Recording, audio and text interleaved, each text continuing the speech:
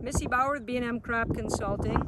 We're out here in the field. Here it is on May 5th, and we're talking about these planting conditions for corn here. It's been quite a roller coaster of soil temps as guys really started planting, at least in our area here in south central Michigan, kind of late April, as the soil temps were fairly chilly yet, but then we were in front of a warm up. We feel pretty comfortable with that when you plant right in front of this warm up. So this first drink of water that seed was going to take was going to be warm water or above 50 degrees. Then we kind of crashed back down. We've warmed up a couple days, and now we're just getting ready to have another crash here. So here on May 5th, we will struggle today having soil temps above 50 degrees.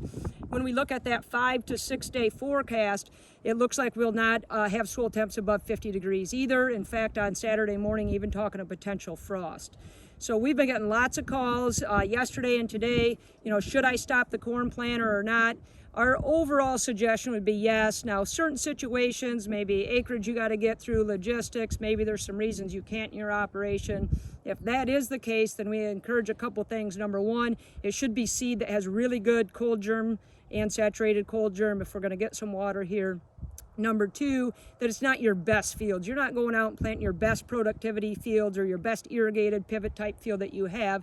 You're going to plant some of your lower quality fields that you have, and then maybe you can keep moving. But overall, our recommendation for probably 90% of our clients today would be to shut the corn planters down. Go ahead, continue to plant your beans. Beans are not sensitive to this at all, but shut the corn planters down until we get on the back side of this cool down and we can see the last day and a half of it. Then we start planting where we know that first drink of water, that 24, 36 hours after we plant when it imbibes that water, if we're going to have the warmer temperatures so that drink can be warm. That's what we're after.